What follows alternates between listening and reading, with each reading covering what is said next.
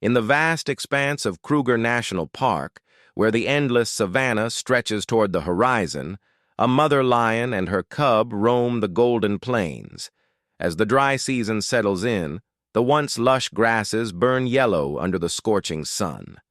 Streams shrink into dust, and water becomes scarce, forcing many species to break away from their herds in desperate search of new sources. The mother lion, guided by instinct and determination, leads her cub away from the pride. They follow the faint tracks of deer and the distant echoing sound of water that seems to call from the edge of the forest.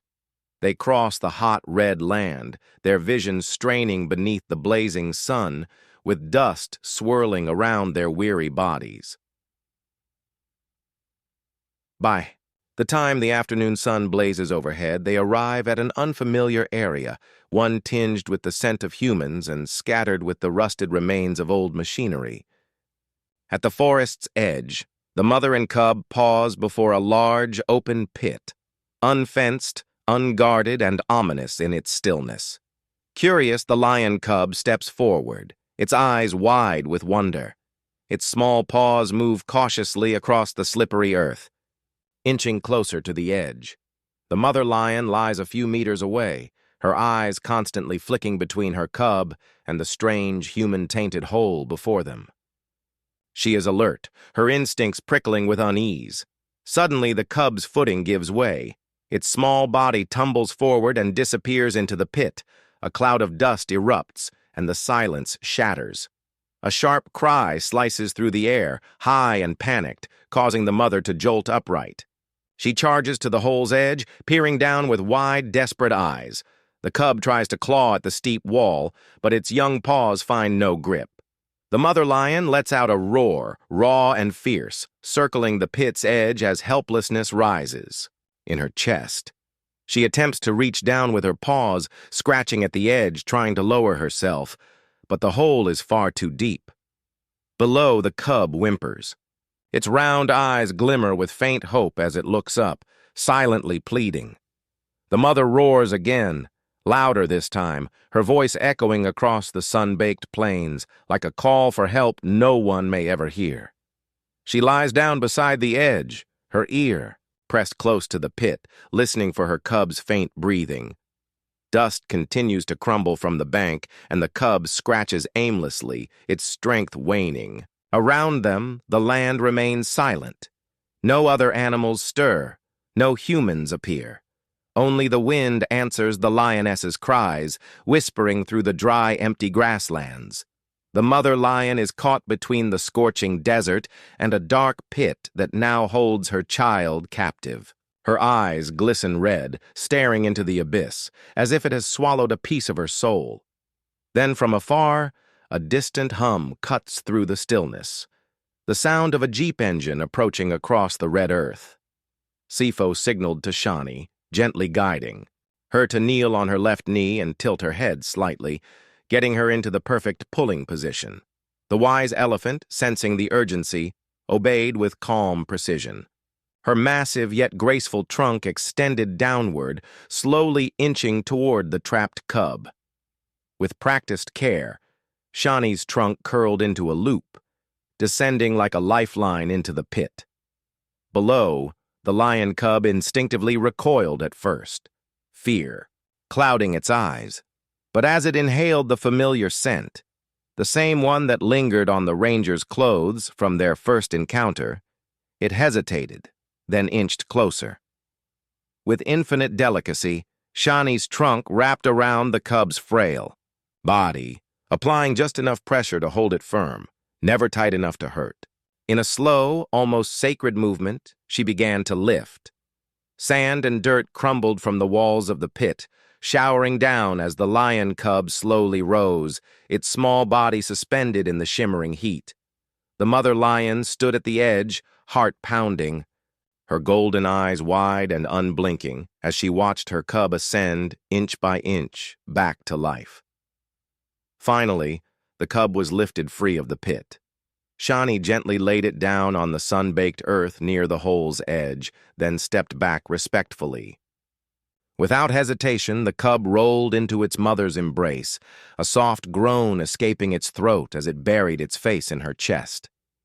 The mother lion responded with a flurry of licks, groaning with relief, as if she'd snatched her cub back from the jaws of death. Her entire body trembled with the emotion of reunion, of survival, of fierce maternal love. Sifo let out the breath he hadn't realized he'd been holding. He walked over to Shani, placed a hand on her broad forehead, and smiled, his eyes full of gratitude. Shani let out a deep, low rumble as if responding to his unspoken thanks. Then, without fuss, she turned and made her way back to the distant herd, blending in as though she'd never stepped away. The mother lion turned her head to gaze one last time at the man and the elephant who had changed her fate. There was no fear in her eyes now, only a quiet understanding, a memory etched into her soul. She nudged her cub gently, and together they turned away from the fateful hole and began their slow walk back toward the boundless plains. The setting sun bathed the land in a warm red glow. On the cracked earth, their shadows stretched long, silhouettes of survival beneath the late afternoon sky. The mother paused from time to time, turning to lick her cub's head as if to reassure herself. Yes, she's still here. Though still weak, the cub walked more steadily now. Its ears twitched with alertness. Its eyes gleamed, not just with life, but with wonder. They didn't look back, but in both their hearts, the memory of the man and the elephant would remain. Forever, silent, sacred, unforgettable.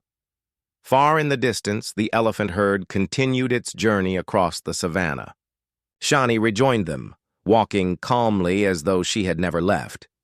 What had just transpired was more than an animal rescue. It was a testament to trust, to courage, and to the fragile thread that binds all living things. The search for water had become a trial of life and death.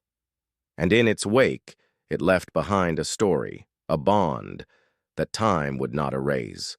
A gentle wind swept across the land, rustling the tall grasses and carrying with it the soft, fading sounds of the two survivors. Steps. A few antelopes in the distance lifted their heads, watching briefly, then gracefully bounded away, as if making room for the queen and her cub to return. Above them, the sky was a brilliant canvas of orange and red. A single streak of cloud stretched across the horizon like a soft brushstroke separating sorrow from salvation, and slowly, quietly, the pair disappeared into the glowing fields, leaving behind an empty hole that had once held everything.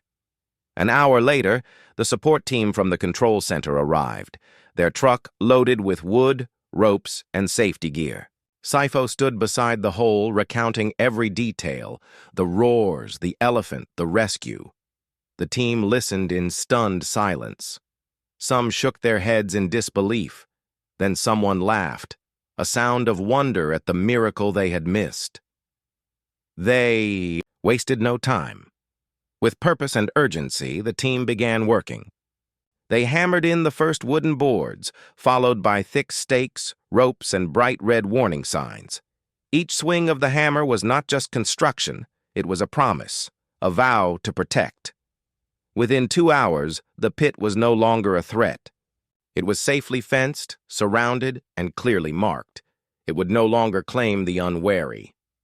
As the sun dipped below the horizon, Sifo looked back one last time. The hole that had once symbolized helplessness now stood as a reminder of rescue, unity, and hope. He climbed into his jeep, still smiling at the memory of the lioness's eyes and the steady strength of Shani's trunk. The headlights flicked, on illuminating the red, dusty road, the very path where a quiet, breathtaking miracle had unfolded. And as he drove back to the ranger station, the savanna behind him began to hush, preparing for night.